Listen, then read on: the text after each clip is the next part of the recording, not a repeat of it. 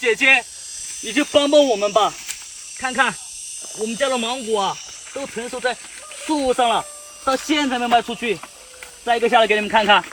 像这样的好品质的芒果啊，在我们当地好一点的就2块多，差一点的就1块多。可是呢，现在熟了还没卖出去。如果你们喜欢吃啊，我来给你们挂购物车，我来给你们发快递啊，一单啊就挣你们1分钱，全是这么好的品质，